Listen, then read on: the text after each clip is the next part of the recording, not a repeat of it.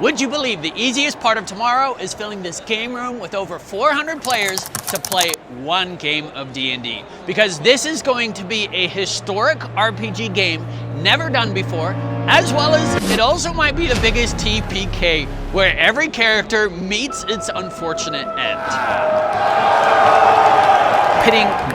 Now the crazy part about this game is we are pitting 400 players against 3 Thunder class, and these are mountain-sized enemies. They have over 12,000 HP. That's going to be 36,000 HP. The players are going to have to bring down, or it might be the end of the game. We are at Dragonsteel Nexus 2025. This is Brandon Sanderson and his company. They put on a convention every year and they bring in their favorite authors, artists, and collaborators. And of course, since Brandon is a big gamer himself, he also hosts a game room.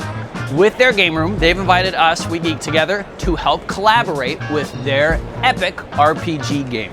This year, both Brotherwise Games and Kickstarter wanted to collaborate and make this as epic as possible. Brotherwise helped create the entire adventure. The creators of the Stormlight RPG system really stepped up and helped make these amazing packets that Game Masters got. Kickstarter was able to help with funding and with player freebies, and with their help, we've really made this such a cool and unique experience. A one-of-a-kind game that you would only be able to play here at Dragonsteel Nexus. Now I need to clarify, we are not playing Wizards of the Coast D&D. I gotta use that in my title and at the beginning of the video for that algorithm. We are playing the Stormlight RPG, created by Brotherwise Games, canonized by Brandon Sanderson.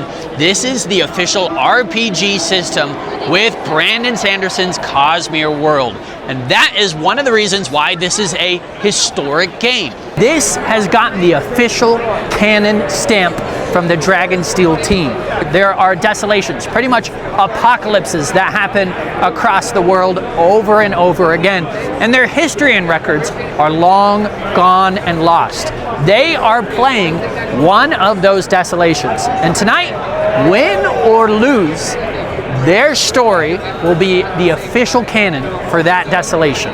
I've never seen an RPG game work with the creators specifically to say, hey, this is official, like, canon in this story. Like, that hasn't been done for any of the other RPG systems, and so the fact that Brotherwise and Dragonsteel are doing this is kind of a historical landmark game for that. Yeah, I mean, I think it's, Brandon is somebody who grew up playing RPGs, and he's not like a creator who's like, what's an RPG, and would want to keep it at arm's length. And so he embraces it. He says, yes, like, we want to make the hardcover adventures canonical. We want to make the world guide and the handbook, everything in there canonical.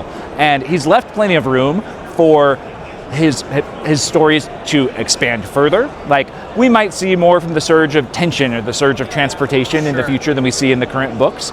But everything that's in there is official, and everything that's in this adventure is, I mean, we made a couple tweaks to adapt to the big 400 player game, like making the Thunder class like super buff, you know. But we are going to make a retail version of this in the future, like a version that you can just play with 4 to 6 players, and it's all because of this. So the stage is set. Over 400 players, 60 game masters, 10 captains, and I am the head game master. Those stat blocks on the final bosses are gnarly. Honestly, it's going to be really tough. I don't know if we're gonna win. Now, win or lose, we're gonna have a great time, but it won't be fun to be the game master who ended up killing 400 of their players because the stat blocks were too hard.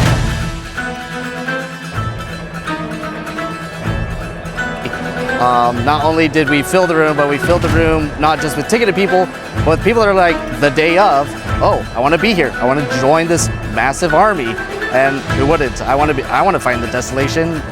To make this work, we had a lot of moving pieces.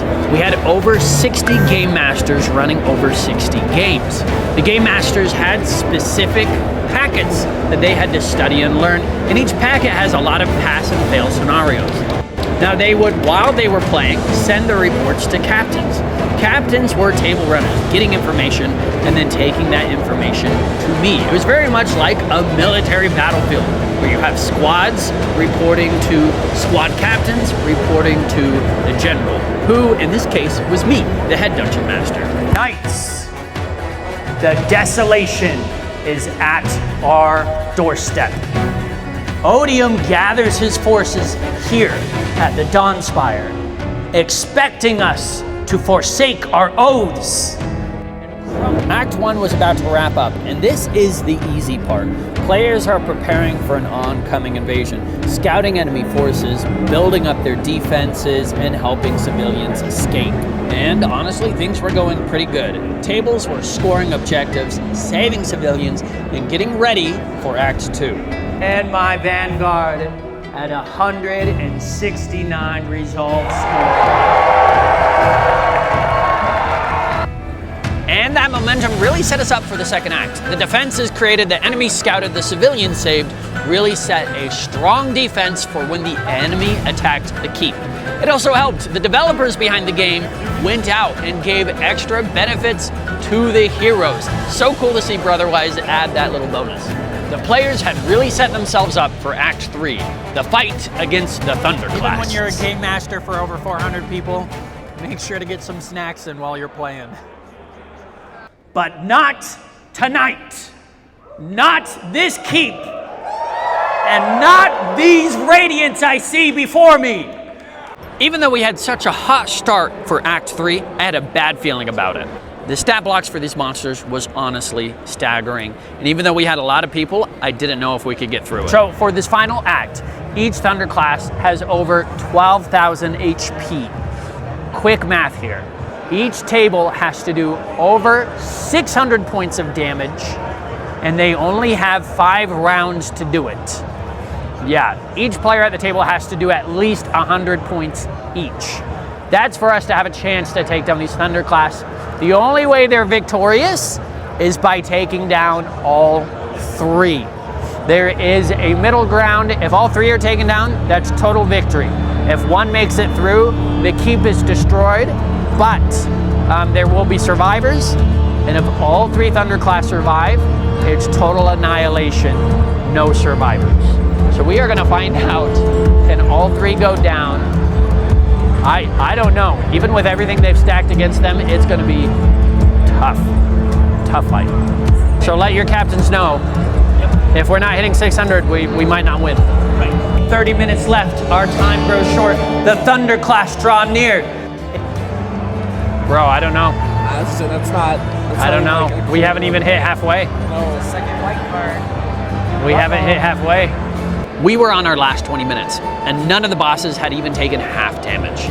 I was really starting to worry. This game had never been tested at this scale before. We might have made a mistake. The bosses might be too hard, and we might TPK everyone in the room. No wonder it's called a desolation. With only 19 minutes left, they have to do over 10,000 damage. These green numbers are currently the damage they've done, and these red numbers is how much HP they have left on each Thunder class. Captain started moving faster and getting reports. Yeah, needed accurate data. 11,850 left to go. Okay, we've got, with my recent tally, we've got 180 new damage. Time was running out, but players were starting to hit their groove. They've now learned these characters. They were doing meaningful, real damage. And this is where the benefits from Act 1 and 2 started to pay off. The advantages that they gave themselves bought them precious minutes. So reports were coming in faster, damage was being dealt, but was it enough? Our first Titan is over halfway damaged with 1,200. Hold on, let me get that one. 90, 50. Okay, next. 150, that puts 4,100.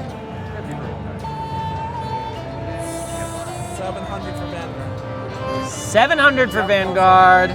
5 minutes left. How close are we? There's 2 of the watches, there's 2 of the brigades that have less than 3,000, but they only have 4 minutes left. One of the brigades is not even halfway though. With only 4 minutes left, we put out an announcement. At 11 o'clock, the table had to finish the round and no more damage could be done. 10,000 damage has been crossed. The reality of a TPK really started to sink in. This might be a desolation.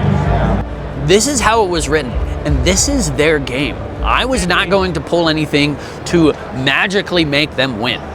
And with that, we hit 11 o'clock. GMs were instructed, finish this last round of combat, get your reports in so we could tally the final damage. Things were starting to get real close in the end. Would we be able to finish it? I still didn't know. Game Masters, I am about to give the final reports back to the captains to return to you. Once you have those final reports, you will know which ending to read. The captains, you will need to hold up your colored card once you are ready to give that final narration. Okay, captains, come here. Captains, let your GMs know. Most of these people don't even know each other. Yeah. And we had the chance to be able to bring 400 people, 400 strangers together and share a story. I work with people who make amazing games all the time, and I work with people, and I play games all the time. And to me, in 2025, like, we all need to play. It is so important, it's so fundamental to humanity, to who we are as people, to explore games, worlds, ourselves, each other. And it's a fundamental cornerstone of enabling other people to be fundamentally human. Like, that is so special, and it's so hard to find. And so, like, doing something like this is something that people will remember forever. And they will carry it with them when things are hard, when they're playing their home game, when things are good. They will reminisce about this, and it is a canonical moment in their lives. And there's almost nothing you can do that's more impactful than helping people play. Play is a universal language that we all share. Being able to have fun and make those memories together. Let your GMs know it was a total victory. All Thunder class have been defeated.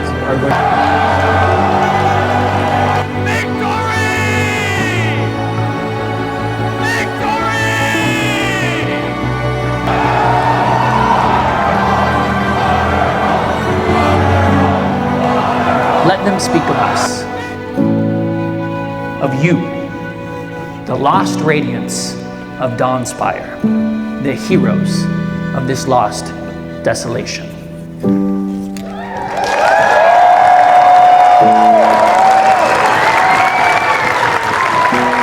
All right, I've done enough talking. So here are the players' stories. Okay, this game was freaking fantastic. We had people that didn't know each other. At first we were like struggling, like, but then at the end we were all vibing with each other. We were all great friends. I got them all right here in this book with me. Big D&D player, and D&D often feels like number crunching. This was cinematic experience, the game. I got to swear an oath in the middle of combat against a Thunder class, and it was one of the coolest things I've ever had happen in D&D. Highly recommend playing this. The event with everyone around it was more than just a small game. It was a grand experience. It was great. We were defending a gate, and I was waiting until they hit the barricade on the gate, succeeded that, and then transformed the wood into metal to reinforce the gate. That's something I could never do in D&D. Great idea, great game master. My play of the game, we had a husk one, and we dropped him in a sinkhole and then closed it over him so he couldn't get out. He's still stuck in there as far as we know. All of my players were so creative with the surge binding. There was not one moment where they did anything by the books, and everything was crazy with flashes of adventure everywhere, and it was awesome. See all the players interact and really get into the story of it all was amazing. The narrative moments were my favorite part. Seeing people swear the fourth ideal, interact with their friends, and just have heroic moments was the best part of this whole adventure. Huge thank yous to Dragonsteel, Brotherwise, and Kickstarter for letting me be a part of this amazing game. Also, huge thanks to every single game master who showed up and made this game possible. Without these 60 game masters, this game would have never worked. Hey, if you want to follow my journey as a professional game master and game store owner, feel free to give us a subscribe, and I hope to see you in the tavern.